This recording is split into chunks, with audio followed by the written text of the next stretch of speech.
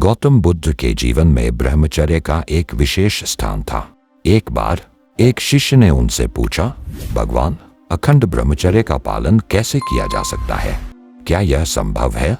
बुद्ध ने शिष्य की ओर देखा और मुस्कुराते हुए एक कहानी सुनाई। उन्होंने कहा, जब मैं राजकुमार सिद्धार्थ था, मेरे पास सब कुछ था, धन, वैभव, भोगविलास और एक सुंदर परिवार। लेकिन मेरे मन में एक गहरी असंतुष्टि थी, एक बेचैनी जो इन सब चीजों से नहीं भर पा रही थी। मैंने महसूस किया कि बाहरी सुख सुविधाएं मन की शांति नहीं दे सकती। तभी मैंने संसार का त्याग कर तपस्या का मार्ग चुना। जब मैंने तपस्या प्रारंभ की, तब मेरे सामने भी बहुत से विक्षेप आए। कई बार मन विचलित हुआ, लेकिन मैंने अपने लक्ष्य पर ध्यान केंद्रित किया, निर्वाण प्राप्त करने का। मैं जान गया था कि शारीरिक संयम ही नहीं, बल्कि मानसिक संयम भी ब्रह्मचर्य का हिस्सा है। उन्होंने समझाया, ब्रह्मचर्य का पालन केवल शरीर को नियंत्रित करने से नहीं होता, यह विचारों और भावनाओं का भी नियंत्रित होना है। अपने विचारों को शुद्ध करो और बाहरी विक्षेप तुम्हें हिला नहीं पाएंगे।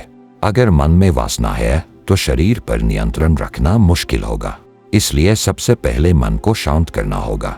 बुद्ध ने शिष्य से कहा, अखंड ब्रह्मचर्य की कुंजी ध्यान और आत्मावलोकन में है। जब तुम अपने मन के अंदर झांक कर देखोगे तो तुम्हें अपनी इच्छाओं का सही स्वरूप दिखेगा।